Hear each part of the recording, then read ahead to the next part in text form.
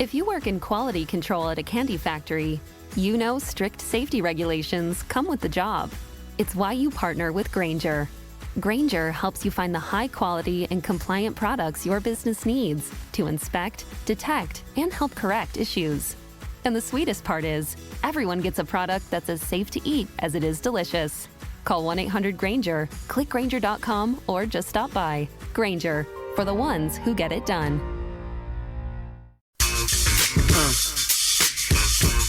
Check it out now. Monday morning, March 17th, 2025. It is the Beating the Book podcast, March Madness edition. It's Gill Alexander, live from Circa. They gave us a studio. They didn't really give us a studio. We kind of took the studio for the hour and 15 minutes we're being granted for the most downloaded podcast episode of every year in Beating the Book, the March Madness pod. On my left, at Circa, Todd Wishnev, star of the Showtime docuseries Action Was Happening. What's up, Gilly? It's March Madness time. Who's not excited? Will Hill is completely bald and ready to go. and yes, Will Hill, the host of the Should Have Been More podcast, who completely has shaved his head completely. What are you doing? What's wrong with you? This is not out of character for me. I've really done this, I think, since college. I let it grow, and then I kind of shave it all off. Usually I'm wearing a hat. That's probably why it's so jarring to you, gentlemen. Jarring. It is jarring. Startling is what it is. Unsettling. Okay. NCAA Tournament, 31 auto, 37 at large. That is not how it used to be, by the way. It used to be 32-36, but no Pac-12, so now it's 31-37. And these are the two gentlemen, by the way, who 2 years ago, I won't belabor it, but 2 years ago, that was their big moment where Will called FAU to go to the Final Four, and Todd called the final between UConn and San Diego State. He also had Michigan State going far, and we put out the video on Twitter today just to remind folks from 2 years ago how Todd didn't pay heed to the advice of putting his brackets into a big national contest, and thank God he didn't finish. That wasn't really what happened. What happened was, I no longer use DraftKings for obvious reasons, and then I forgot that I could have just put 100 in for the contest at DraftKings because contests are not an issue with them. So whatever. Anyways, I forgot that I didn't realize that I could do that because I was used to not using DraftKings. But anyways, glad we got that clarified. Mm-hmm. Anyway, you also didn't listen to the advice. Both are true. So he would have won $35,000 because you would have finished in a tie for second with Doug Wedge, who did finish in second place. He's the guy that made us realize, oh no, you might have won this thing, and thank God you didn't win it because it would have been $1 million, and then you would have jumped off a cliff. Yes. Okay. Now that we got that straight. Okay. So here's what we're going to do. We're going to go bracket by bracket. We're going to talk about advancing in your brackets and also any ATS opinions. Before we do that, I always do this on a numbers game, but rarely. I think last year was the first time I ever did the formula on the podcast. We'll just start with this. This is a tried and true formula that has existed since I've been doing this show. I love this formula, by the way. It's a great formula. The Beating the Book podcast. Before that, the Betty Dork podcast, and on a numbers game on radio. We're laughing for a reason, which I won't get into. So it's six bullet points where literally over the last 2 or 3 decades, almost without exception, it has called the group of teams from which the eventual national champion has come. So the categories, again, the formula is last 34 champs had more assists than turnovers. 32 of the last 34 champs had a head coach with previous Sweet 16 experience. The only exceptions to get to the promised land, 2014 UConn Huskies coached by Kevin Ollie, 2023 UConn Huskies coached by Dan Hurley. Those are the exceptions to that one. 28 of the last 29 champs went to the tournament with at least 3 wins versus teams in the top 10% of RPI. The 2014 UConn Huskies being the exception, the Shabazz Napier-led Huskies, not the Kemba Walker-led Huskies. That was earlier. Last 29 champs had a top 75 strength of schedule. And then the 2 KenPom categories, 21 of the last 22 champs were in the top 20 in adjusted offensive efficiency at KenPom. You guessed it, the 2014 UConn Huskies being the only exception. They were 39th in adjusted offensive efficiency that year. And then 21 of the last 22 champs were in the top 20 in adjusted defensive efficiency at KenPom. The only exception, the only non-UConn exception to all of this, the 2021 Baylor Bears, who were 22nd in the end in adjusted defensive efficiency. That's it for the last 2 or 3 decades. So the teams that qualify this year after Selection Sunday, as we head into the big dance, Auburn, Duke, Houston, Iowa State, and Tennessee. And the only exception, of course, is Florida, because Todd Golden hasn't coached in a Sweet 16 before. I have never gone into the big dance with as much feeling that this could be torpedoed as I do this year because of Florida's prowess and just Todd Golden being disqualified on the Sweet 16 exception. So Auburn, Duke, Houston, Iowa State, Tennessee, Florida, the exception because of Sweet 16. That's why they're disqualified. No previous head coaching Sweet 16 experience. Shall we start with the first four? Start with the first four real quick. Curious if you guys have any plays ATS-wise, talking about San Diego State, North Carolina, Alabama State, St. Francis, American Mount St. Mary's, or Texas Xavier. I like Xavier. You like him, ATS. You like him to win this game. I mean, I'm not a huge pregame bettor, but, this kind of stands out to me. I mean, the other day, I liked Oklahoma first half on the ANG show, and they did get their first half. I kind of like Xavier here. I'm not a fan of Texas. I think they're fraudulent the entire year, and Xavier's been getting better the whole year. Sean Miller, solid coach. I think Xavier gets home. Only 2.5 points. Give me the Xavier Musketeers. That's Wednesday night, one of the first four. Will, any of those four games you playing on? Would agree with Xavier, and also playing close to home. I think it's 40, 50 miles. It's basically a home game for a Texas team that really struggles to score away from home. And, it's funny, UNC, San Diego State, we're all going to scream and yell, how is this team in the tournament? Usually those teams kind of come out. We all scream for a few days about how do they make it, and they do pretty well. And they kind of, I think at George Mason and VCU, there was controversy in their runs about them getting in. I don't know if I see it with San Diego State. I think or with Carolina, I think San Diego State can slow them down, keep them out of transition, make it an ugly, like half-court type of game. Maybe that's an under, but I definitely lean towards San Diego State with the points the more that I look at it. Versus Carolina, talking about that first four Yeah. game. By the way, first four team has reached the Final Four twice. VCU, Shaka Smart's VCU team in 2011, UCLA in 2021, the Hawkes team. And then a first four team has reached the round of 32 12 of the last 13 years. So a first four team has gotten past the first round, in other words, to the round of 32 in 12 of the last 13 years. That point you make about Carolina, right? So everybody, right, mainstream media is so outraged that they got in. And by the way, justifiably so. But we don't care about that because we're betting and it doesn't help us bet. So now that they're in, I'm curious if you remember this, Todd. You're old enough to remember this as I am. From the dawn of time, from the very first time I remember the NCAA tournament, there was before it was even 64 teams, when it was 48, there was in the early 80s, you'll remember this. There was a Bradley team that got knocked, that didn't get invited to the tournament, but a Boston College team led by John Bagley that did. And everybody on mainstream media, they were screaming about how the Bradley coach was out there. This was who was the star of Bradley? Percy Hawkins was the star of the Bradley team, and John Bagley and BC got to the Sweet 16, I think it was. And it was like this big to do then too. So it's to your point. It's like just because people are killing a team that doesn't deserve to be in it, it's as old as as at least as far back as I can remember that a team then makes a run doing this. The flip side of that is everyone last year was up in arms that Virginia didn't make it, and by about the 8-minute timeout of the first half of that game, we were all just doubling down of, wait a second, how did this team make it? They scored 30 or 40 points in one of the uglier games anyone has ever watched in the history of basketball. All right, let's do this bracket by bracket now. We'll get to the first round. Again, the play-in games, or the first four games, are Tuesday night and Wednesday night. Thursday, of course, is when it all starts, and we will begin in the South. We're doing the South of the NIT, right? Or Riverside, Santa Clara, right? Yeah. By the way, did you bet those? Yes, I love the National Invitational Tournament, the CBI, the CIT. I love it all. Overfest for all of them?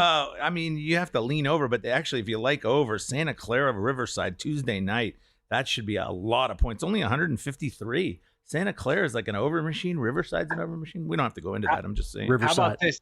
I know we're on a limited time and we're not going to talk too much NIT. Did you see they invited South Alabama, then called them back an hour and a half later after they told the coach told the team, hey, we're going to the NIT, and said, my bad, you're actually not coming. Wow. Oh my God. That's not nice. Riverside was one of the great player names. Barrington Hargress. Yes. I called him Hargraves on the show the other day. He's awesome, by the way. All right, to the South, to the big dance, the South region. Thursday, Auburn, the overall number one seed, obviously the number one seed in the South. Ken Pom number 4, though. Overall number one seed in the tournament, but the Ken Pom number 4. They will take on the winner of the Alabama State St. Francis game.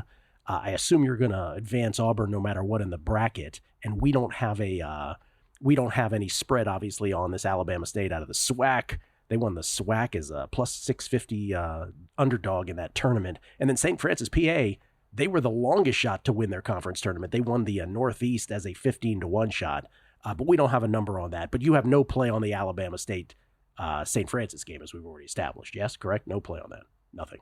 No play for me. St. Francis known as the team that when they had 55 points in the Wagner first half and we had under 58.5 on the last possession of the first half, when they do something called holding for one, you may have heard of such a thing. Anyways, St. Francis shoots a 3 and gets fouled at the end of the first half to go over 59. Maybe one of the worst beats of the that was on conference title Sunday, right? That was right before no, the conference title. No. That was regular season.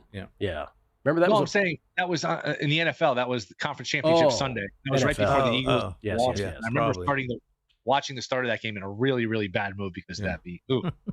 Auburn, if they get to the round of 32, which we're assuming they do, they would play the winner of the other game in Lexington there in that bracket, the Louisville-Creighton 8-9 game. Louisville won 19 more games than a year ago, the largest leap in Division I. They were 27-7 against Creighton out of the Big East, the 9th seed here in the South. They were 24-10 on the season. Ryan Kalkbrenner, Big East Player of the Year once again. 10.9 fouls per game Creighton commits. That's the fewest in D1. Louisville and Creighton, where the number on this game is... Where can I find it? Louisville is a 2-point favorite. Any play here? Who do you advance? Willie. I'll go Louisville, playing close to home in Kentucky. I think they got Hepburn, who's a really good defender who can kind of eliminate Ashworth, and you can bring Kalkbrenner maybe away from the basket because they really spread you out. Louisville does. So I think whoever wins this game is pretty live against Auburn. This is a good 8-9 matchup. I thought Louisville was very underseeded at 8, but I will go with Louisville here, Toddy. The Louisville to advance and Louisville to cover the 2-point spread. Yes. I hate that this is the game because I love both these teams. I actually have them both, in little, play long shot things. But, I'm going to take Creighton. I don't want to take Creighton, but I don't really want to take Louisville either. I'm just forced to play. I'm not going to play the game, obviously. But, Creighton and Louisville are two teams that I really thought had a chance to go far. So I'm really bummed that they have them playing each other. All right. What futures do you have on these, Toddy? I have like 100-1 on Louisville and 66-1 on Creighton, but just for a little small money. For them to win it all, Fez is going to be mad. Fez is going to be so mad. Jeez. Yeah. Still on Thursday. This is also in the South, but this is in Denver. And that, by the way, what Todd just said there was a theme last year on this podcast, and I bet it will be a theme here too, which is teams you like end up either playing each other in the first round or going to have to face someone in the second round real quick. And you otherwise would have had them advancing further. Michigan UCSD might be one of those. It's the 5-12 in the South. Michigan 25-9. They won 17 more games than a year ago. Danny Wolf 15 double-doubles this year, most in the Big Ten. They won the Big Ten tournament as 12-1 as a 12-1 shot. The Twin Towers of Wolf and Golden. And then UC San Diego, the Tritons were 30-4. They have the longest win streak in the country, 15 in a row. They won the Big West tournament as a -160 favorite. Michigan, UC San Diego. Michigan opened as a 3-point favorite. It's now 2.5. But this is an example of, in terms of teams like UC San Diego, a team that folks really love. Maybe they're almost too popular of an upset pick. What do you think, Will? Yeah, it's funny. My buddy Omar actually had Michigan to win the Big Ten. He got 16-1 at FanDuel, so he sweated that one out and got home. I think you're going to hear all week that it's too trendy. Maybe what's too trendy is saying it's too trendy. I like UC San Diego. Yeah. I think Michigan turns it over a lot. UC San Diego is a ball-hawking defense that forces a lot of turnovers. You worry a little bit about the size because San Diego's guys are all in that 6'5" to 6'7" sort of range, where Michigan's got the 2 7-footers. But do you take anything into account for the fact that Michigan played 3 games in 3 days, all at altitude? Now they got a quick turnaround playing again on Thursday. I like this UC San Diego team, Todd. I'm going to take them to advance. Or, Will, it's too trendy to say that it's too trendy, to say it's too trendy. I don't like it. I'm going to take Michigan. I don't, I don't really like Michigan, but, I looked at UC San Diego. I mean, who did they really play? They played San Diego State. They lost by 5. They played Utah State. They won by 2. That was a legitimate, win. And then they just have these Irvine games. They played a bunch of, other than that, they played no top 100 teams at all. Now, I'm not saying they can't beat Michigan, but I just feel like, it might be too much. Michigan's got a lot of talent. I'm going to take Michigan. I made that bet on UCSD and I immediately regretted it. By the way, there's a guy on Twitter, Eric Haslam. You sent this tweet out earlier this morning to the group chat. He does Haslametrics, And one of the things that he puts on his Twitter is he goes through the 16 seeds, the 15s, the 14s, the 13s, and he talks about their margin of defeat or victory versus all the top 100 opponents. And it's really interesting to look at because if you're picking upsets, let's say in your brackets, it really does matter. Like, how did they do against good competition? And if you just do it at a glance, the 16s and the 15s, I mean, they don't look live at all just based on this. But once you get to the 13s and the 12s, like Yale looks great, Grand Canyon looks good. We'll get to these teams. Liberty looks kind of like Liberty. But UC San Diego is one of them. And Doug. Okay, this is for the winner of the Michigan UC San Diego game. Also on Thursday is Texas A&M Yale. It's the 4-13. They'll play the winner of Texas A&M and Yale. Speaking of Yale, Texas A&M 22-10 this year. Great in second chance points per game, highest in D1, 17 a game. Yale back-to-back Ivy champs for the first time. Yale was a -190 favorite to win the Ivy, and they got it done in pretty good fashion there on Sunday. Yale is a 7.5-point dog. Too much, Will? I think it is too much. I don't remember. I don't think I had a great bracket last year, but I did take Yale over Auburn. I'm going to go back to the well. I'm going to take Yale to upset A&M. That Jones, he's a good coach. A&M just can't shoot. Yale's a pretty good shooting team. If Yale can just keep them off of the glass, which is easier said than done, Yale's going to have a very good chance to win this game. I know, Todd, we were texting about this earlier, and you just worry that A&M just has too much athleticism for them maybe. But when Yale gets in these tournaments, they make noise. They beat Baylor, was it 7 or 8 years ago? They beat Auburn last year. They were competitive against Duke in that round of 32 game in their first go-around. I know San Diego State buried them last year, but I think this is a very close, tight to the vest game, low scoring. Toddy, I will take Yale to advance. These are two teams that I like, and they have to have them playing each other. I hate that I have to pick against Yale, but I just think that there's going to be too much Texas A&M throwing it up there, missing the shots, and getting multiple offensive rebounds. Because the Yale, they do have a big white dude inside who's pretty good on Yale, but he's just one guy, and that's it. And the Texas A&M just throws flurries of people at you, just absolute flurries. Like a Ray Leonard flurry? Is that what you're looking at, man? Yeah, and the thing is, they're going to defend. I just like Texas A&M, and they had multiple games where they came back on the road in the SEC. They're gritty. You know, I talk about gritty. You like gritty. I might be a little bit overbearing about my love of gritty in the NCAA tournament, but I love gritty, and Texas A&M is as gritty as they come. They may not be able to make a shot the whole tournament, but they're going to bring the defense, baby. Is this the first half under, Toddy? That's now we're talking. I think I like that one a lot. You could see a lot of bricks by Texas A&M, and then Texas A&M, just defending the hell out of Yale. And Polikitis, the left-handed, real skinny white guy who's trying to shoot threes on Yale with falling backward and stuff. They're going to be up on him, By the way, the total in the game is 140.5. So what's the first half total going to be? What, 68, 67? Something like that? Where do you see the line? I'm sorry. 140.5 is the total for 66. 66. Okay. And you still like under on that. Yeah. By the way, lowest total in the first round is no surprises in the Houston game. Highest total, no surprise in the Alabama game. To the other side of the South bracket. This is on Friday. Number 6 seeded Ole Miss against number 11 San Diego State. Ole Miss, 10 seniors on the team. They don't turn the ball over, third fewest per game in D1. San Diego State, good field goal percentage defense, the best in D1, 37.8 field goal percentage they hold their opponents to. Oh, it's San Diego State playing North Carolina. That's right. So that's a game. That's one of the first 4 to get in to play Ole Miss.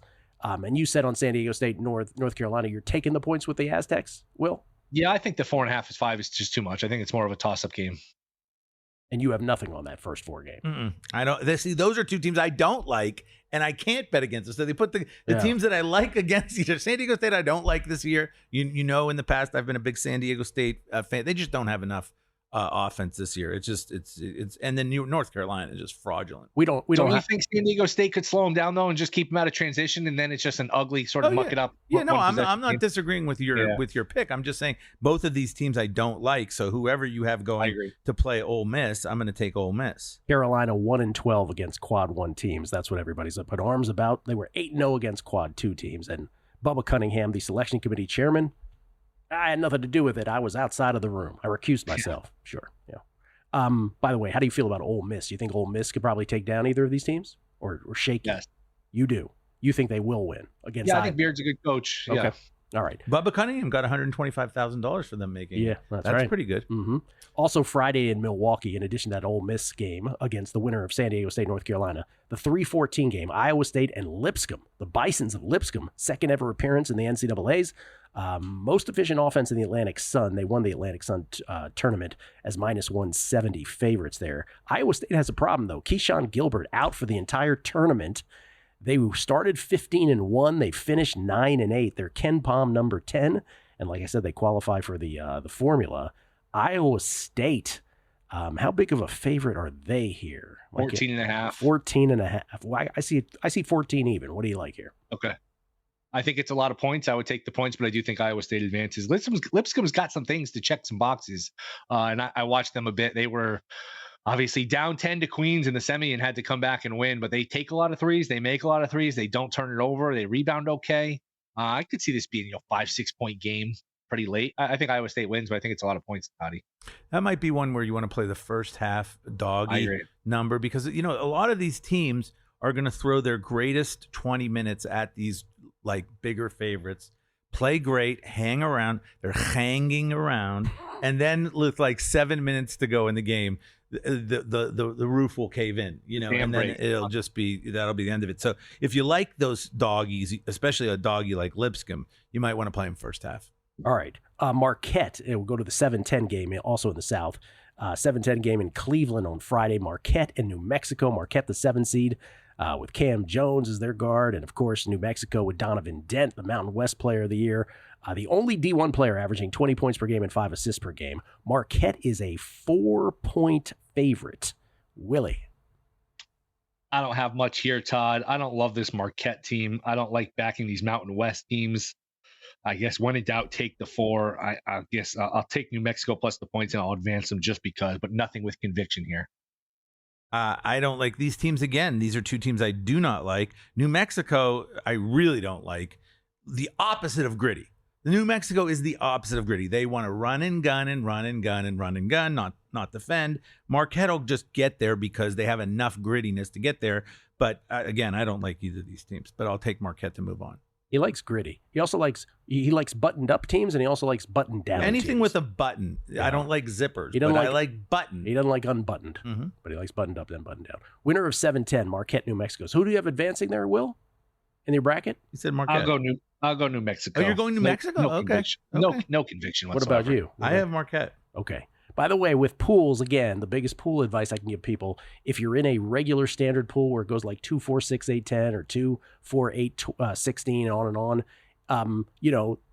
bet in terms of the size of the pool. The smaller the pool, the more conservatively you should pick in terms of your brackets. The bigger the pool, the bigger chances you should take. But if you're in an upset rewarded pool where like a 13 beats a 4 and you get extra 9 points, 13 minus 4, 12 minus 5 for 7, so on and so forth, you should be picking upsets up your wazoo because you should be prepared to have a lot of wrong guesses on your bracket, but those big ones count.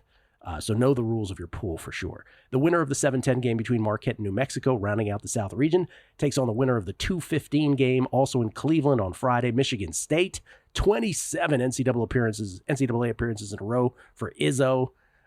For Tom Izzo, the coach of Michigan State. They were 7-1 versus ranked power conference opponents this year. 25-1 when they score 70-plus points. They're Ken Palm number 8 against Bryant, the America East champs, who had the fastest pace in their conference anyway. Michigan State is a massive favorite here. Will, what do you like? Michigan State to advance would lean towards laying the points here, Todd, but nothing I bet. I would like to talk about that team total that is inherent in the point spread and the total. 17.5 and 152.5. You can kind of create team totals off of that. So 152 is like 76. And then take half of the spread, which is, about 9 more. So we're probably looking for a score of 85 to 66. Does that make sense? 85, 66? No, I'm a little off. 85, 70, 67. 85, 67 is basically the implied score here. Mm-hmm. And I'm going to say that they're probably going to have the total right around 85 for the Michigan State, and I think Michigan State's going to go over that total because I've watched a lot of Bryant basketball. It is up tempo big time. They're going to run. And Michigan State was not like a super running team, but if you allow them to run, and they will be able to run against Bryant, I think there could be a lot of points scored here. I wouldn't be shocked if Michigan State goes over 85. Bryant, 73.8 possessions per game. Bryant. Yeah, they're fast. To the East we go. Winner of the is it the winner of the South plays the winner of the East? Is that true? No, that's not true. Let's skip over the East then. Let's go to the Florida one does this one. Yeah, let's go to the West. the West bracket. This is on Friday. Number 1 Florida will take on Norfolk State. Norfolk State allowing 69.1 points per game, the fewest in the MEAC. They won the MEAC tournament as plus 125 short shot in the MEAC. But Florida, obviously, Ken Palm number 2, they're going to be massive favorites here, and they are. Florida advances. Would you have a play on the big spread here? I would look towards laying it. Norfolk doesn't play enough defense to hang in this game for me, so I would want no part of the dog here, Todd. Yeah, I mean, I have nothing to say about the spread, but Florida's just, that's been my juggernaut team all year. So, Florida. Florida on Friday morning against Norfolk State. I'm looking for the actual 28.5, by the way. Is that the biggest spread of all these? I think it is. 28.5. Oh, Houston. Yeah, remember, 2 of them aren't up yet, though, because they're awaiting the playing games. That's right. Houston also a 28.5 favorite over 28.5 point favorite over SIU Edwardsville. Just though to keep in mind, Norfolk, the best team they played in their top 100s was Tennessee, and they lost by 15. They lost to Grand Canyon by 18, lost 25 to Baylor. They lost by 7 to Stanford, and they won by 3 against High Point. So maybe they hang around, but I don't know. No, damn it. Okay, winner of that game, which we assume is Florida, will take on the winner of the 8-9 in the West. UConn going for a three-peat against Oklahoma. UConn 23-10 on the season, highest block percentage of opponent shots in D1, 12%. Oklahoma 13-0 in non-conference play, the only SEC team with 2 15-point-per-game scores, Jeremiah Fears and Jalen Moore. UConn and Oklahoma, who advances, and what do you got ATS here, Will? I said this, I think it was the Chiefs-Bills AFC title game. I said, whoever you pick, if you lose, you're going to feel like an idiot. If you go against UConn and you lose, you say, why did I doubt Hurley and UConn in March? And vice versa, where if you pick, the other way, you're going to say, man, all of the signs were there with UConn being a flawed team. I go with the latter. I think UConn's a flawed team. I think with the 4.5, you're paying a real tax on Hurley, on the brand, on the uniform with UConn. They're not good defensively. They foul a lot. They don't turn you over. Now, they're going to get their points on the other hand because I don't think Oklahoma's a great defensive team, so maybe an over. But I like Oklahoma. I just think you're really paying a tax. You remember, Oklahoma was really good until they got into conference play. I think they were undefeated in non-conference play, some decent wins in there. So I'll go Oklahoma plus the points and to advance here, Toddy. Yeah, 13-0 in non-conference play. I like Oklahoma too. I would probably play them first half to hang around because I don't want to get beat when they're down 3 at the end and there's a foul. But I'd probably play Oklahoma first half. I like Oklahoma. I think Connecticut is not good enough on defense this year. And while I don't like going against Bobby Hurley, Oklahoma for me has been an under the radar team all year. Give me Oklahoma. What about going against Danny Hurley? Bobby or Danny. Okay. UConn, by the way, going for a three-peat. We probably should mention the last team to three-peat. UCLA in 1973, the 7th championship in a row for them in 1973. UConn, of course, will have to play Florida, one would think, in round number 2, in the round of 32. This also in the West, Friday in Seattle. Those games, by the way, were in Raleigh. These are in Seattle. Number 5, Memphis. Number 12, Colorado State. Curious to hear your thoughts on this. Memphis won the American Athletic. Penny Hardaway, the coach, Tyrese Hunter was hurt in the final. Didn't play versus UAB. Fastest pace in the nation for Memphis, 72 possessions per game. Colorado State won the Mountain West. Nick Clifford, their big star, 10-game win streak after starting 15-9. And Colorado State is the 2-point favorite here as the 12 seed. Can I go first this time? Oh, yeah. Go ahead, Toddy. Because Will gets to go first every time. I'm sorry. Doesn't seem fair. Okay. Colorado State Rams. Give me the Rams. Memphis is the epitome of the opposite of what I like in the tournament. I like buttoned up, buttoned down teams, professionalism. I like non-stupidity. I like grittiness. I don't like any of those things with the Memphis Tigers. I'm not a big Anthony Hardaway coaching fan. I don't like how they play. It's too loosey-goosey. And this Colorado State team has been playing very, very well lately. Give me the Rams to go against a loosey-goosey Memphis team and get home. I would go opposite if Memphis had their point guard Hunter, but the fact that you're going to give me the lesser coach team without their point guard. I got to me. Jeez. Just Lean take towards the Memphis. Rams, Willie. Just take the You're probably Rams. right. You're probably right. Clifford's a tremendous player. This game is fascinating. The numbers don't like Memphis at all either. Obviously, by the Ken Pom, none of these projections really like them, and it's evident here by them being a 2.5 point underdog in a lot of spots. This is very much maybe the coolest bracket of them all, or the most interesting. Memphis, Colorado State winner takes on the winner of Maryland Grand Canyon, the 4-13, also Friday in Seattle. Maryland, the Crab Five of Maryland. Great nickname, the Crab Five. It really is. Was that Queen, Reese, Rice, Gillespie, and Miguel. They have the highest scoring starting five in the nation. Freshman of the year, Derek Queen. He was unbelievable against Michigan. The game that Maryland lost there at the buzzer on the Ty Edney-like coast-to-coast jam. Not jam, but lamp. They outscore their opponents by 16.4 points per game. That's seventh best in D1. They're Ken Pom 12, Maryland. But Grand Canyon out of the WAC, which Todd and I went to see in person the other night here at New Orleans. Most points per game and highest points per game differential in the WAC. They won the WAC tournament as plus 130 short shots. Did the Antelopes. Maryland was an 11-point favorite. Then they went to a 10-point favorite. Now they're back to 10.5. Toddy? Well, here's the thing. Grand Canyon, a university at the bottom of a canyon. Very shocking. That's right. Anyways, in the canyon. Yeah, I'm very, I like Maryland, but the thing is, I don't know if they're going to be able. I think Maryland will find a way to squeak through, but this could be dangerous. This is another one of those first half doggy situations where you might want to hang around with the Lopes. Getting, I don't know, what do you get, 5-6 points in the first half? Maryland might, again, I used to play pickup with Kevin Willard, the coach of Maryland. You may have heard this story. I have never heard you say that before. And his dad was the coach at the University of Pittsburgh, Ralph Willard. And anyways, Coach Willard, he's not bad, but Maryland scares me sometimes. They have so much talent, but then there's just a certain there, so I'm scared. I don't think Willard's a very good coach, by the way. Yeah, I don't know if he's very. I wouldn't put him elite. That's certainly true. Right. So I'm not sure. I think it's probably Maryland gets home, but I'd be a little nervous in the first half if were laying points. Not that many futures I have. Maryland is one I had like 60-1. I didn't even get the best number on it. I kind of jumped on board late.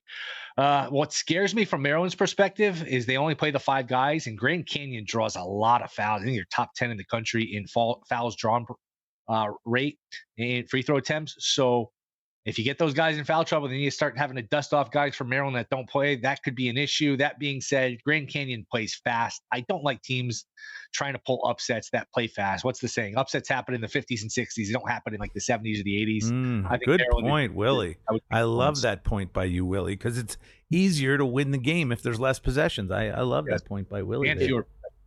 It's one way or the other, says Peter Keating, who did the Giant Killers thing at ESPN for years. It's either you super up-tempo, well, not super up-tempo, but you hoist a bunch of threes, right, to cut the variance that way, or you slow it down unbelievably. That's interesting. But neither of you are picking an outright upset for Grand Canyon. No. Okay. No. Grand Canyon has the oldest player in the national NCAA. We watched him the other day. I don't really know how old he is, but he looks about 35. way to bring the facts to their full extent.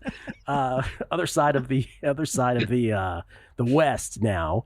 We go to Thursday games. These are in Wichita. Number 6 Missouri, number 6 seeded Missouri against number 11 Drake. Oh, talk about a team that slows it down. Drake, number 1 scoring D in the nation, 58.4 points allowed.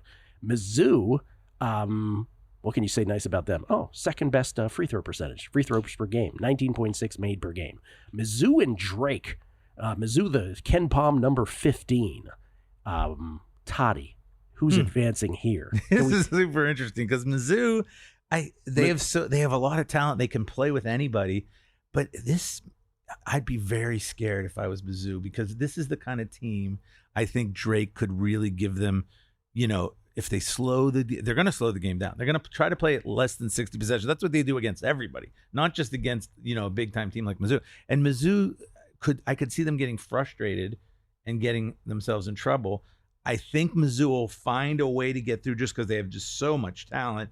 But this Drake team, they come in with the Division II coach who won the championship, brought all his guys with him, like fourth-year guys. So they're really experienced. They're really well coached. I am not laying the points here. I mean, if anything, I'd take Drake in the first half, plus the points. Mizzou favored by 6.5. Total is not quite Houston low, but 133.5 is the tie for the second lowest total here. I think Mizzou will probably get home, but I definitely don't want to be laying the points. Willie?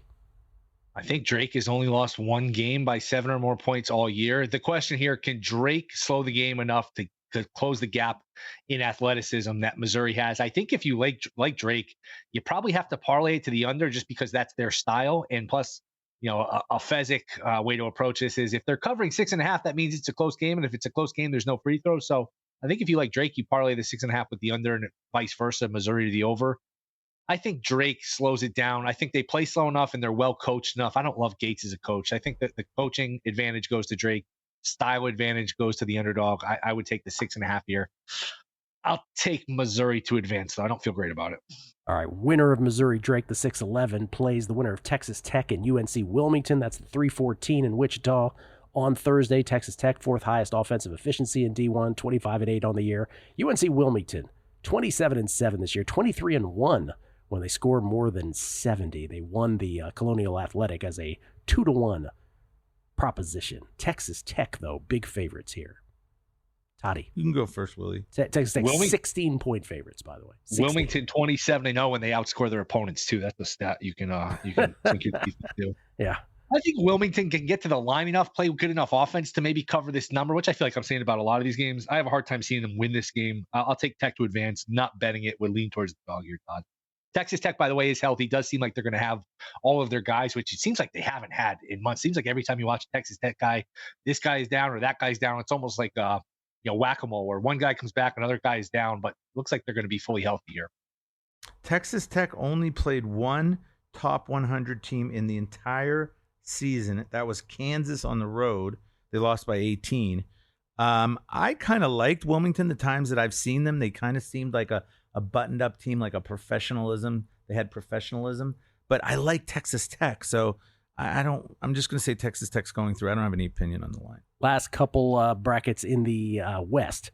Number 7, Kansas, 35th straight season in the NCAAs, 35 against 10th-seeded Arkansas, one of the record 14 SEC teams. Kansas and Arkansas Thursday in Providence. I will go. Okay, go. Wow, okay. Wait, you want to go first? Go ahead. I will. No, because I'm going to be quick. If you bet this game, no matter what happens, you deserve what's coming to you. I have no idea what to expect from either one of these teams. These teams are just all over them now. Kansas favored by 4, Todd. Yeah, I hate Kansas. I hate him with a passion, with a red-hot passion. Arkansas, you really want Calipari in a tournament game? No, I don't really want Calipari in a tournament game, but I could totally see them taking it down to the wire on this one. I'll take the points here. And I want Arkansas. I think Arkansas is going to get through. Calipari, we all know about him. I just think that they've been playing better lately. Kansas has been a tremendous disappointment. If you've ever gone to the Fog Allen Fieldhouse and you see what kind of home court advantage Kansas has, you'll realize very quickly why they always, very often have flameouts in the tournament. The home court there is incredible. I once went to a game there and I was like, this is the most unbelievable advantage I've ever seen in sports. Did you play pickup with any of their coaching staff? I did not play pickup with any of them. But I did tell Hubert Davis to pass me the damn ball before I knew it was him, because I didn't want to sit down and he wasn't playing very hard, right? No, he wasn't playing hard. Which Todd stories are more told? The Hubert Davis one, the Willard one, or him going to watch Kansas in person? Winner of Kansas, Arkansas, and it could be Calipari versus Pitino, because the winner of that game plays the number 215 winner. The 215 winner, I should say, Thursday in Providence. St. John's, the Johnnies of St. John's, second best defensive efficiency in D1. They're Ken Palm's overall number 11. The Johnnies are taking on Omaha, 22-12, first ever trip to the NCAAs. Omaha is in as the Summit League champs. Peyton Manning? No, not that one. Omaha. They won the Summit League, but remember they won by default since St. Thomas was ineligible. But they went ahead and they won the final game anyway. They were plus 450 before that tournament. St. John's monster favorites. Will you have them advancing? What about an 18.5 point spread? Omaha does some things well. They can shoot it. They can rebound, which is a start. I think this is almost like going from facing a knuckleball pitcher when you're in the Summit League to going against the physicality of St. John's. It's almost like going from facing a knuckleball to facing Paul Skeens or something like that. I think St. John's just smothers them, pulls away. This is one where if you like St. John's, maybe you play the full game, because if you notice, they're in such great shape. They dominate these last 5 to 7 minutes, where Creighton was right with them. Creighton led most of that game. And next thing you look up, St. John's is up at 13, 15 points. Maybe Omaha team total under. I don't see much of a path here for Omaha other than just getting blistering hot from 3. I just think St. John's is good. It's too good defensively. So it'll be a lean towards St. John's on the number and St. John's advancing, Mr. Wishnev. One of the few teams I haven't seen on TV or on my little things watching ESPN Plus, because the Summit League charges $9.99 to watch any of their games. And in principle, I will not pay it, because these jerk-offs think they can get away with charging me $9.99 to watch Summit League basketball. I can pay $9.99 and watch ESPN Plus, watch a million games. So I haven't seen much of Omaha. Actually, I've never seen them. So you know what? Screw them. Take St. John's. Or you're just a goddamn cheapskate. Yes, that could be true too. All right. To the east, Friday, Duke will play the winner of the play-in game between American and Mount St. Mary's. Wow, a whole like a mid-Atlantic DMV kind of thing. American from the Patriot League. They won the Patriot League, is at plus 250 short shot. And then Mount St. Mary's, 14-0 this year when scoring more than 70 points. They won the Metro Atlantic as a 9-1 shot. How about that? So you have nothing on the American Mount St. Mary's game, and obviously we don't have the Duke number, correct? Nothing worth mentioning, no. You, Todd? No. And if you look at what those teams have done against top 100, they've gotten, just to give you an example, American lost by 52 to North Carolina. Is that good? Not good. The winner of that, and we assume it will be Duke, will take on the winner of the Mississippi State Baylor 8-9 game in Raleigh on Friday. Mississippi State started 14-1, then they went 7-11 down the stretch, but find themselves in the 8 line against Baylor here on Friday. Mississippi State Baylor, the number on that game is 2 in favor of the Bulldogs of Mississippi State. Willie, why don't you do with this one? Because I don't really have a good feeling. I have nothing. Flip a coin. I'll go with Baylor. They're an up and down team. Mississippi State, their defense will let you get some open looks. So if Baylor can knock them down, they'll win. Baylor is very athletic in terms of offensive rebounding, but you can convince me of anything in this game. This is fitting for an 8-9 game. True coin toss. It's funny because I have ditto to say exactly what you say, except I have Mississippi State going through, even though I don't know why. Have you all picked one high seed to get, or what is it, low seed? I always get high seed, low seed messed up. Have you picked like a 12, Yale? 13, no, or but 14? it's coming. Yale. You did pick Yale. Oh, he picked Yale. I'm about to do one. Okay, well, here's the reason I ask is because next is, this is Friday in Seattle, the 5-12 in the Eastern region. Number 5, Oregon. Dana Altman's Oregon Ducks get the 5 seed out here. They finished 8-1 to end the season against number 12 Liberty. The Liberty Flames, 25-0 when you don't crack 70 points against them. They allowed 63 points per game. They won Conference USA as a plus 115 short shot. The 5-12 on Friday, and the number on this is Oregon by a touchdown. Oregon by 7. Liberty. I like Liberty, and I hate going against Oregon. This is another situation where they're making me pick against one of the teams I mean, Dana Altman, what a great NCAA tournament coach, but in this is not his best team, obviously. But Liberty, I really like Liberty. Liberty played 2 top 100 teams. They played Kansas State, beat them by 2 on a neutral, beat McNeese by 4 on a neutral. Those are the only 2. But I've seen Liberty a lot this year. You watch the team and you think, okay, this is the kind of team that could pull upsets against teams that are athletically better than them, because they just play that real buttoned up style. Gritty. They're gritty. They button it up. And I like Liberty a lot here. And I like them so much that I'm going to pick against Oregon, a team I hate to pick against. But I'm going to pick Liberty. If you're gritty and buttoned up or buttoned down, that supersizes you? Well, if you're gritty and professionally buttoned up, then that's a lot. Big thing. Will? Last time Liberty was in the tournament, I think I had some big parlay with them getting 7 against Oklahoma State. Who was the lottery pick on Oklahoma State that year? Was it Cunningham? Cade Cunningham, I think. Yeah, and then Liberty, it was a bad beat because they were up at the half and they ended up losing by, I think, 8, and they missed a wide open putback at the end to not cover. I don't like the fact this game is in Seattle. It's a de facto home game for Oregon. I think a lot of their stuff is like cutting and movement. Altman's a good coach in terms of prep. I could see them hanging around. If I had to bet it, I'm not laying it here. I just don't think they win. If this were more of a neutral court, I'd be more interested in Liberty. I just think the fact that you have such a good coach in Altman and you have the home court advantage is enough for me to stay off the outright upset. You betting Liberty on the money line or just plus the points, Todd? If I had to bet it, I'd bet Liberty first half. Liberty first half. But you are advancing them in your bracket. I like Liberty. I really think they could do it. All right. Winner of Oregon Liberty, the 5-12, plays the winner of the 4-13 game. That's also Friday in Seattle. That's between Arizona, number 4 seed, 22-12, Ken Palm's 14th team overall, against Akron, the Akron Zips, who erased an 18-point deficit to win the MAC title game in dramatic fashion. 6th in D1 in terms of 3-point field goals made in a game, 10.9. They hoisted. So talk about a giant killer kind of profile. Akron's got it. They won the MAC tournament as plus 135 shot.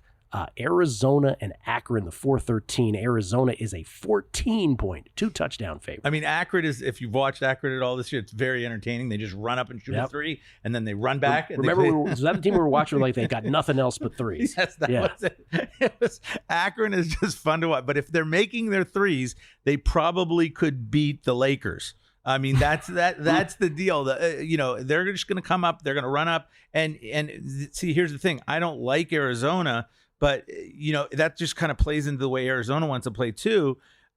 This will just come down to whether Akron's making the threes or not. If they make a bunch of threes, anything's possible, even Arizona losing.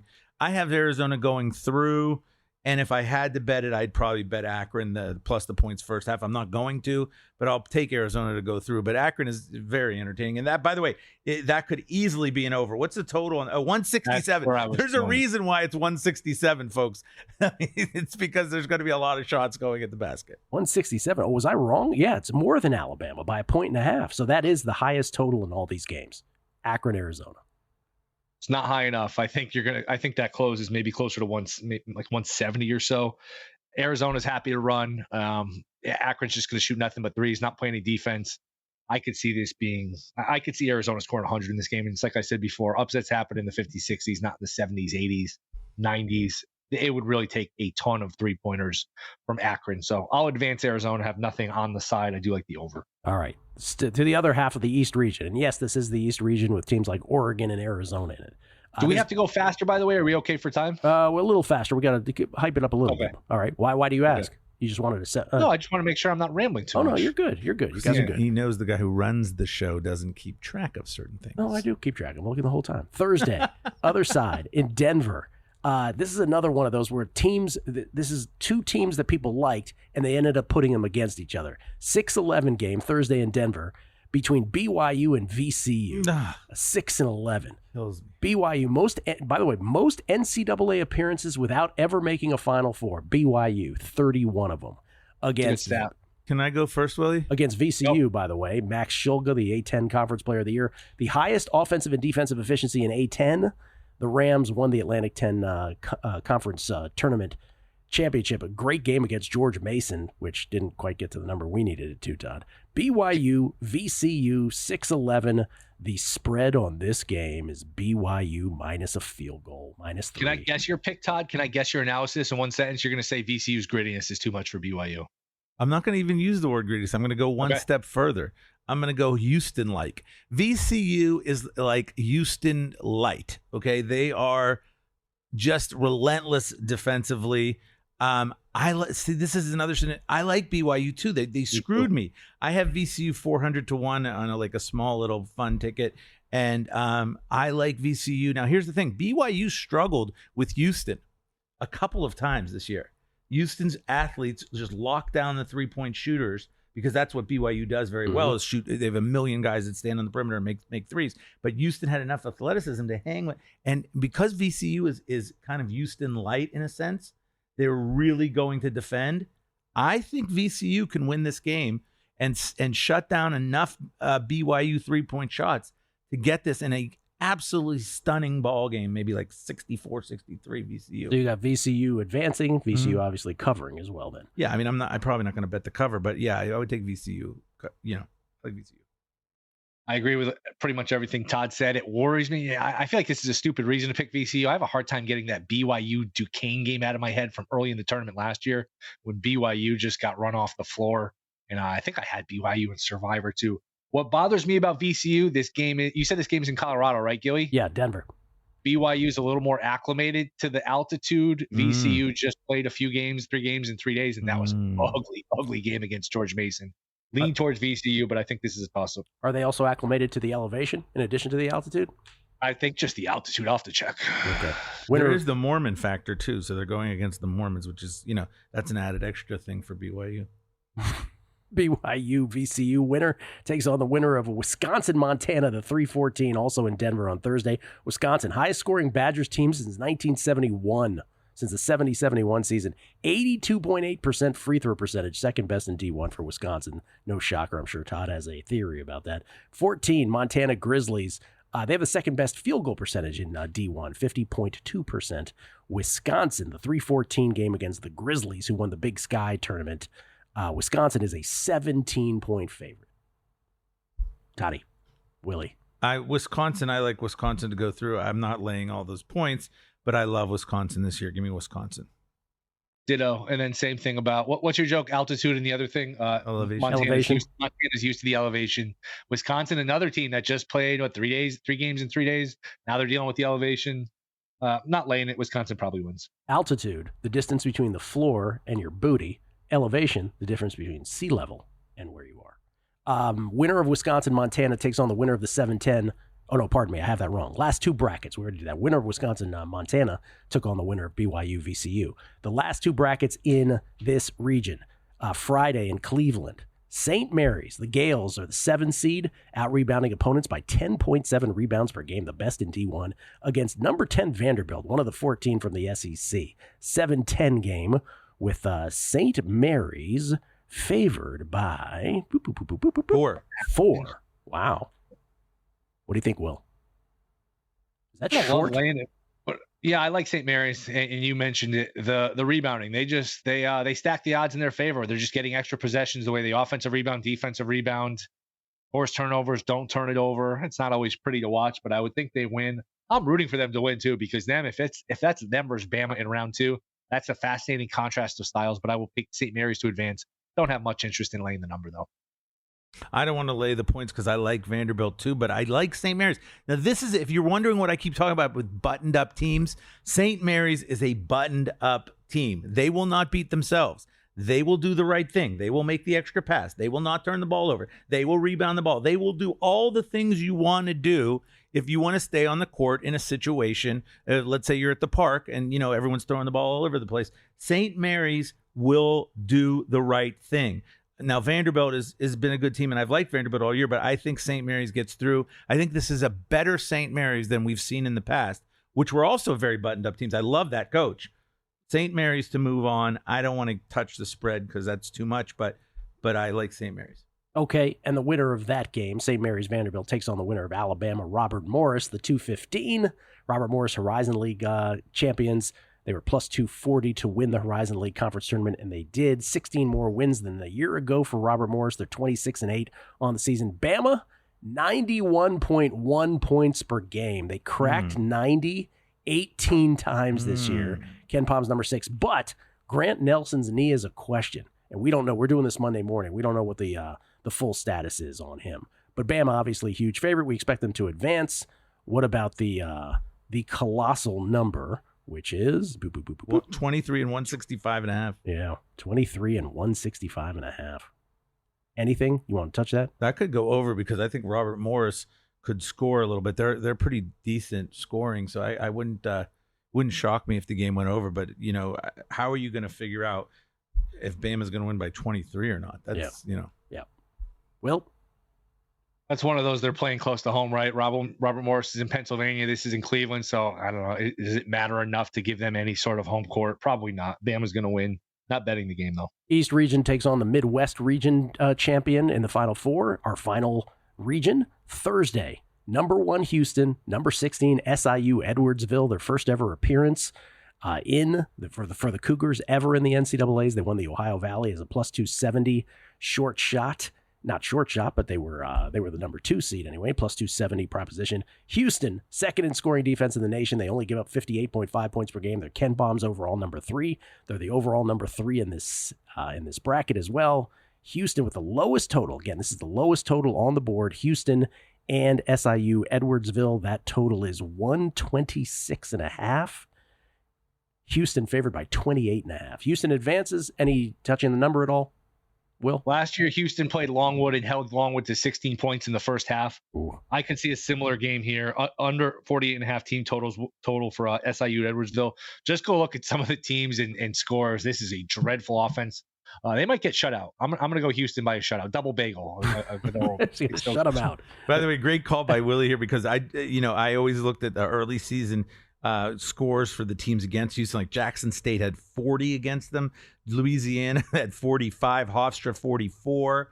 Even Notre Dame 54. Butler, a decent team, only had 51. Troy 42. Toledo 49. Texas A&M Corpus Christi 51. Oklahoma State 47. I mean, Houston's going to probably hold them in the 40s, and the team total is going to be around 49. So that'll be very interesting. All right. Winner of Houston, SIU Edwardsville. We assume it's going to be Houston. Takes on the winner of the 8-9 game Thursday in Wichita. Houston game's also in Wichita. Gonzaga and Georgia. I know Todd has something to say about this. Gonzaga on the 8 line here is the AC. 26th straight NCAA tournament for Gonzaga. Nine straight Sweet 16s. That's amazing. 9 straight Sweet 16s. Number 2 in the nation in scoring, by the way. People probably didn't. I don't know if people knew that. Ken Baum's number 9 overall. 43.3 paints points per game. Most in D1. They won the West Coast Conference tournament against, guess who? St. Mary's. And Georgia out of the SEC. They haven't won a tourney game since 2002. 14-0 straight up when they score 75 plus. Gonzaga and Georgia. And Gonzaga is a 6.5 point favorite. They've actually taken money. This was a 6-point favorite. Now it's 6.5. It ends. All those trends end. Georgia Bulldogs money line. Give me the money line. Give me Georgia. I don't like the Zags. I don't like Mark Few this year. Get the hell out of here. EK inside will not be able to dominate against SEC players. Georgia went toe-to-toe with the best in the business this year and showed up really, really well. Georgia's a really good team that I think people sleep on Oklahoma. I think they sleep on Georgia. I think they're sleeping here against a ziggity zag team that lost 2 times during the regular season to St. Mary's, which usually doesn't happen. Sure, they did beat them in the tournament, but still, I don't like Gonzaga this year like I have in the past. Georgia Bulldogs money line. They go through. Here we go. Wow. It's just a 9-8 game. I'll echo that. I'll take Georgia. I like Georgia plus the points anyway. I could see Georgia winning this game. I do think Gonzaga. What are they, 8th or 9th in Ken Palm? I don't see that at all. Just again, that's usually a pretty well respected metric. I just watching them. I don't see it. They've lost every time they've stepped up in competition. They've lost except for Baylor early in the year for the most part. I'll hop on you with the Georgia. Your Georgia pick for Todd. Gonzaga 9 overall in Ken Palm. Yeah, I'm with you. I don't see it either. Also Thursday, this is in Providence, though, in this region. Number 5, the 5-12 game. Clemson and McNeese. Clemson, only ACC team to beat Duke this year. They're 23-0 when allowing 70 or fewer points. McNeese, the Southland Conference tourney champs. They were minus 500. Big favorites, prohibitive favorites in that tournament. Clemson and McNeese. With Clemson, a 7.5 point favorite. I like this McNeese team. I've watched them a number of times. They're very good on offense. The problem is I like Clemson too. I like the Clemson coach. I like what the Clemson team does. They're another team, not going to beat themselves. So it really puts me in a quandary here. I guess if you forced me, I'd take McNeese first half points, but I think Clemson will get through. Both teams 27-6 this year. Go ahead.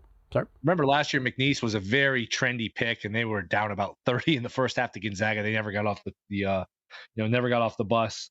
I would be tempted to pick McNeese if they were playing somebody else, but I do think this Clemson team is quite good. I thought Clemson got a rough whistle. I don't know if you guys saw it. The ACC semis against Louisville, they got a couple questionable calls, non-calls go against them, but I like this Clemson team. I think they win. Not interested in laying the points, though. Clemson McNeese, the 5-12 game. The winner takes on the winner of Purdue and High Point, a 4-13 game. But by the way, before you run away from McNeese, just so you know, they lost by 8 to Bama. They beat North Texas. They lost by 4 to Liberty, lost by 7 to Santa Clara, and lost by 3 to Mississippi State. So they have what it takes to stay in games, just so you know. No, I like that. That's the Haslametrics. Purdue High Point. The winner of Clemson McNeese takes on the winner of the 4-13 game between Purdue and High Point. Purdue, 49% field goal percentage, best in the Big Ten. High Point, winners of the Big South Conference tourney, is minus 250 favorites in that. They have the best, or had the best offensive and defensive efficiency in the Big South for what that's worth. Purdue, 8-point favorites. Will. I will take High Point plus the points. I will take High Point to advance. I don't like this Purdue team. I don't like their defense. Now, High Point, they haven't played the best competition. I worry about their defense, that maybe this is one that goes over. And I don't like breaking my rule of taking upsets where it's going to be more of an over than an under. But I don't like this Purdue team. I think High Point can really score with them. So I'll take High Point to advance. Todd. I like your over idea. High Point's a huge over team all year because they're better on offense than they are on defense. And Purdue really doesn't strike me as tremendously good on defense. High Point only played one top 100 team. They beat North Texas. And that says something because North Texas, they bring the defensive bona fides. So that was quite a win for the High Pointers. So, Willie, I'm going to second to hang around and look at High Point. You go bona fides instead of bona fides? Well, those two. Okay. Other side of this region, 6-11 game between Illinois and Texas.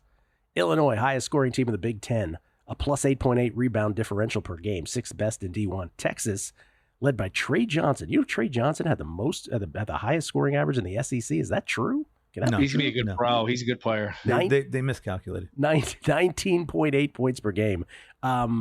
Texas Xavier, of course, is the play-in I like game. Xavier in the play-in game. Right, Did we so talk you like about Xavier. That? Xavier's 1-9. By the way, we talked about North Carolina being 1-12 against Quad 1. Xavier is 1-9 versus Quad 1 opponents. So you both like Xavier over Texas, and we don't have a line for Xavier, Illinois, or Texas. I'll make the line. You ready? Yeah. It's going to be Illinois favored by 5-ish. Does that sound right? Okay. Sure. Yeah, I was thinking 4.5, 5. Sure.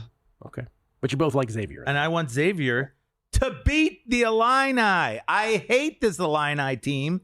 They're the opposite of what I always talk about. I don't know if you know what I talk about, but I won't say it. Mm-hmm. Illinois is a sham, folks. They're a sham. I've seen too many ridiculously poor performances with no defensive responsibilities taken seriously. It is a joke. Give me the Xavier team against this joke of an Illini team. Assuming Xavier gets by Texas. Friday, that's it, Friday in Milwaukee. Also Friday in Milwaukee, the winner of Illinois and Texas/Xavier plays the winner of Kentucky-Troy, the 3-14 Kentucky, 22-11. Not a single player back from last year for the Wildcats. 85.3 points per game was the fourth most in D1. Troy won the Sun Belt as a plus 350 proposition, won the Sun Belt Conference Tournament. Troy, fifth best offensive rebounding percentage in D1, 40%. But Kentucky, obviously, a large favorite in this one, specifically by 11. Will. Todd, you can go first. I don't have much here. I mean, Troy is like a grinder team. I don't know if they have enough offense. See, sometimes these teams that are like grinder teams, they can't hang around because even if they play great defense against a team like Kentucky, Kentucky's still going to get their points. And if this team can't get their points, it's going to be hard to do it. So, Troy played Arkansas, lost by 16, played Oregon, lost by 21, lost by 20 to Houston. That's not embarrassing at all. And then played like Arkansas State. But I don't really want either side. I don't really trust Kentucky, but I'll say Kentucky will move on. All right. Last two brackets in this region and in the whole field. Thursday in Lexington. This didn't happen when we were kids, did it? UCLA and Utah State in Lexington. 7-seed UCLA against number 10-seeded Utah State. UCLA led the Big Ten in scoring.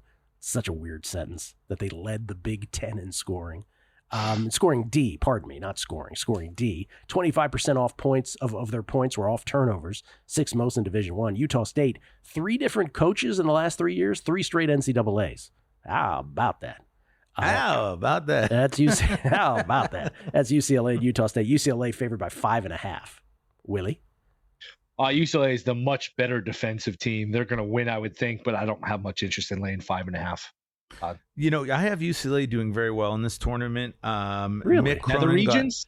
Are they in the Nether regions? Possibly. Mick Cronin got mad at his team mid-season and went on a rant. And ever since then, they've started to play really defensively the way they're supposed to. And now I like Utah State. Again, it's another situation. It's 2 teams I like. Why do they keep doing this to me? I'm going to take UCLA to get through. I don't want to do the point spread, but I'll take UCLA to go through. All right, winner of UCLA, Utah State takes on the winner of the 2:15 game, also Thursday in Lexington, Tennessee versus Wofford. Wofford. Is it Wofford or Wofford? It's Wofford. Wofford Terriers won the Southern Conference Tournament as a 6 seed. They won it as a 5-1 betting proposition. Tennessee held the number 1 position in the AP rankings for 5 weeks this season. They got the 3rd best defensive field goal percentage in D1, holding their opponents to 38.2% shooting. They're Ken Palm's number 5 overall. I assume we all have Tennessee advancing, and Tennessee over Wofford on Thursday is, what are they favored by? They are favored by a heap of 19 is what I'm saying. Yeah. Wofford only played one top 100 team. They played Duke. They lost in a close one, 51 points. Well, it was close for a while. Well, they had a couple overtimes. Maybe they could have made it up. Ran out of steam late. So nothing to say there. Nothing on you, the Willie? spread. Okay. No, I know Wofford plays slow, which is at least a good start, but Tennessee doesn't mind playing that pace either. So yeah, Wofford's just trying to beat Wofford's going going to be ugly. Okay. So how many like outright upsets did we have in the entire Georgia first plus round? the 6 in the money line? That was pretty big. Georgia, but that's and a Liberty. You have them winning outright. Liberty. Mm-hmm. Okay. Georgia's a 9-8, but I hear you against Gonzaga. So Liberty was one, and Yale. Willie had Yale. Yeah, he has. In High Point. High Point, he has High Point. Oh, you got High Point also. I wasn't taking High Point to move, but I like his whole story about High Point. Liberty taking on Oregon, by the way. Yale, what do we call them? The Ellies of Yale? What are they called? Yale against Texas A&M as a 13-4. Yale Bulldogs, right? And then the Ivy League champs. And then High Point. High Point is a very popular, right? I'm a little worried about that one too, because it feels like it's super popular against Purdue in a 13-4. Okay, to the nether regions of the whole bracket, as Todd calls it. Now, we don't just do Final Four here. We do Elite Eight. And by the way, you can bet all of these. So you can bet every team at a site like DraftKings. You can bet them to get to the Sweet 16, to get to the Elite Eight, to win the region, to get to the buffet table, to get to the Final Four, to get to the championship game, to win it all. So there's all kinds of options these days. But let's do our Elite Eight. Who wants first? You want me to go first? Yeah, you go first, Gilly. I'll go first. Elite Eight. And by the way, if you were watching the ESPN show on this, Jay Williams and Jay Billis both went 1-2, 1-2, 1-2, 1-2. Well, and they both had in their Final Four 1-1, 1-1. Well, that's analysis. It might be one of those brackets though. By the way, last time all 4 ones got to the Final Four was 2008. I think that's the only time it happened, by the way. But that's certainly the last time. All right. I have Auburn and Michigan State in the South. That's the 1-2. I got the 1-3 in the West. I'm going Florida and Texas Tech. I got the 1-2 in the East, Duke and Bama. And I got the 1-2 in the Midwest, Houston and Tennessee. Toddy. He says. I have a little something for you. The Texas A&M Aggies will defeat Auburn in the Sweet 16 game and go to the Final 8, and Bruce Pearl can suck it. Texas A&M, my thing's falling out of my ear, but I'll take Texas A&M to go to the Final 8, beating Auburn. Wow. They will face the Michigan State Spartans and Tom Izzo. Give me Tom Izzo anytime an NCAA tournament rolls around. Give me Tommy Izzo. So I'll have Texas A&M against Michigan State in the Final 8. And that side of it. Then on the other side, my favorite team, the Florida Gators. Enough said about that. And St. John's, Ricky Pitino bringing the defense against Texas Tech, who I really do love. I really love that team. However, I just think there's going to be too much defensive pressure by St. John's. It's going to be St. John's and Florida on that one. On the other one, I don't even know which region they're called, so I just call it the other one. East. Duke will go in beating Liberty in the Sweet 16. Liberty getting all the way to the Sweet 16 after knocking off Tommy Lloyd's joke of a team, the Arizona Wildcats. And it's Liberty versus Duke. Too much Duke. So Duke goes and they play Wisconsin. The Cheeseheads. The Cheeseheads go through beating Bama in an amazing Sweet 16 game that scores 124 to 123 final. Wisconsin in 3 overtimes to beat Bama, and it's Duke, Wisconsin on that one. And then the Midwest. And then the Midwest. I like the Houston Cougars. They're just going to rumble through with the defensive and offensive rebounding, and now they can shoot the ball a little bit. This is a little different from Houston. So give me Houston in the final 8 against UCLA. Oh, man. UCLA beats Tennessee. Wow. They take on Kentucky in the final 16 and somehow get by them. And it's UCLA against Houston, 2 teams that just want to muck it up. So you have Texas A&M, Wisconsin, and UCLA as 3 of your Elite 8. Is that wrong? No, I love it. Oh, okay. I love it. You know what I usually say in these You situations? better enter the You should probably take this bracket and enter it in a national contest. Folks, I wasn't used to using DraftKings because I wasn't no longer allowed to play any decent side because I had it out of my mind that I could do that. But then if I would have thought about it, just put in $100, they wouldn't have cared if I entered their stupid tournament. Damn it. By the way, what was the rando team you had in the Sweet 16? And which one? You had a double-digit seed in your Sweet 16. Who did you say? Liberty. Liberty, that's right. A double-digit seed has advanced to the Sweet 16. At least one double-digit seed has reached the Sweet 16 since 2008. That's my team, Liberty, this year. All right. Will. I'm a little distracted because Fez is sending us in our group chats outrageous text filled with outrage over this new Crown tournament upending the NIT. How does this happen? He's just finding out about this and losing his mind. All right. We'll start in the West. I have Who the cares? 1 seed. They're going to be point spreads in all the games. What the hell does he care? He's ridiculous, Steven Fezzik. Florida and Texas Tech, the 1 versus the 2. Can you start in the South like the rest of us did? No, I apologize. I was going to build up for dramatic. Oh, okay. For dramatic reasons. Okay, I'll start in the South. Mm-hmm. Troll me. Iowa State, the 3 seed, taking on UC San Diego. I have Florida and Texas Tech in the West. And then in the East, this is Duke and St. Mary's. Wait. You said it so fast. Go back to the beginning. Go back to the beginning. Who's your first one? UC San Diego, the Tritons. Wow. Wait, you have the Tritons in the Auburn side? Yes. Wow. Against? Iowa State. Oh, man. Oh. Even without Keyshawn. All right. To the West, Florida, Texas Tech. Yep. Then Duke versus St. Mary's. I just like the shot volume ability of St. Mary's to get extra possessions. And then Houston versus Illinois. I know they're not buttoned up. I don't care about the buttons. Houston can't play Illinois. Oh, I guess they could, yeah. No. They could.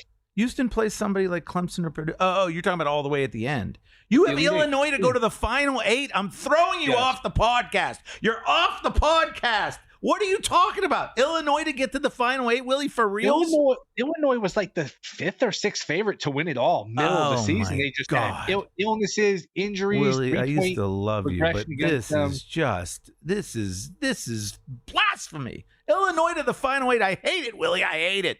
Wow. So you have UCSD and Iowa State in the South. Well, Iowa State is not crazy, but with the injury it is. But UCSD, and you have St. Mary's in the East, and you have Illinois in the Midwest. And your 3 again that were wacky were what? The fact that Illinois is going to the final 8, I just want to make Willie, stop! Don't do it! What were your 3? Okay. What were your 3 wacky ones again? UCLA, Whiskey, Wisconsin, Texas A&M, Michigan State. I don't think Michigan State is all that. Oh, okay, fine. Texas A&M. Though I will say this about, because a lot of people are all about St. John's and Michigan State. Joe Pita uncovered this old Ken Palm tweet from 2 years ago. All the way back to 1985 when they went to 64 teams.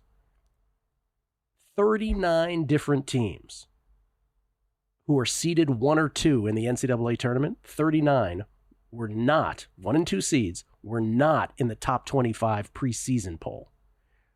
39 teams that were not in the top 25 preseason poll ended up 1 and 2 once the season was said and done.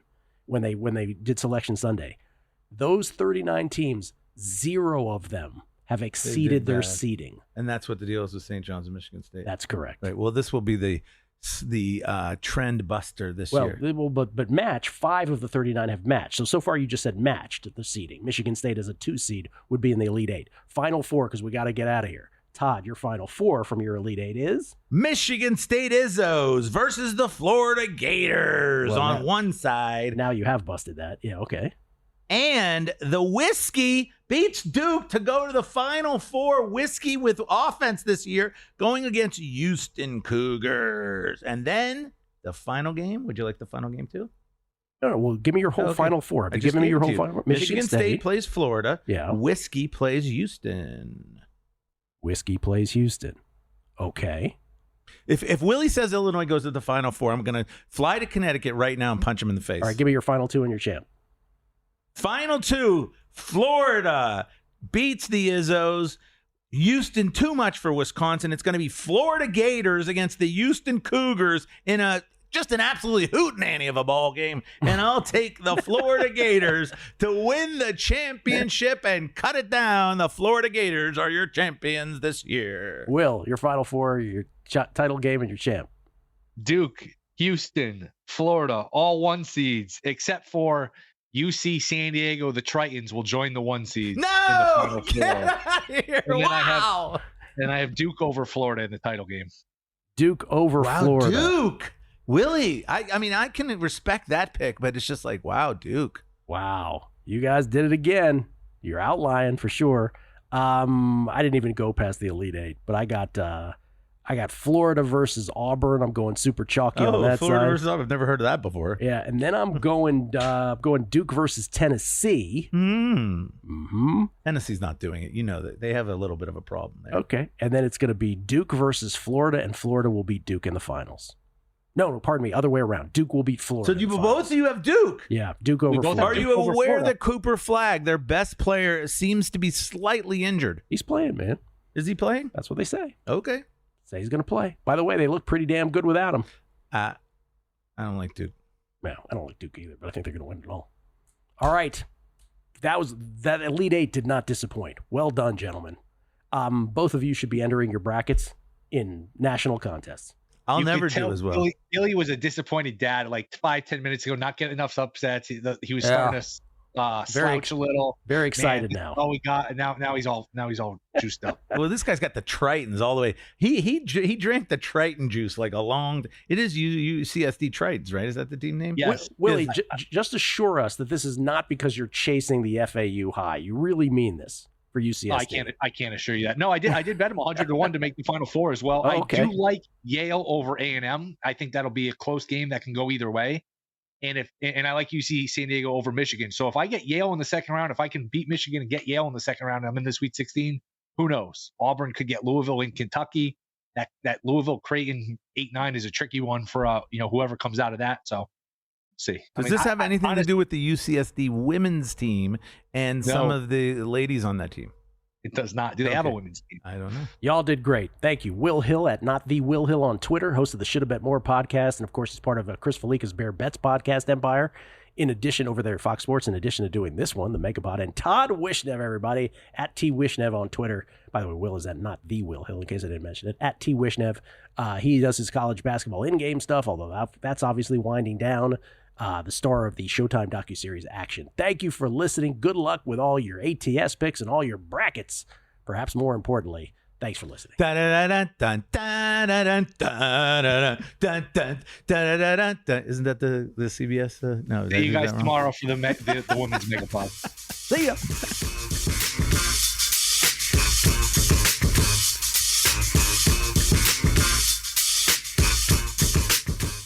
If your job at a healthcare facility includes disinfecting against viruses, you know prevention is the best medicine. And maintaining healthy spaces starts with a healthy cleaning routine. Grainger's world-class supply chain helps ensure you have the quality products you need when you need them. From disinfectants and cleaning supplies to personal protective equipment, so you can help deliver a clean bill of health. Call 1-800-GRAINGER, click Grainger.com, or just stop by. Grainger, for the ones who get it done.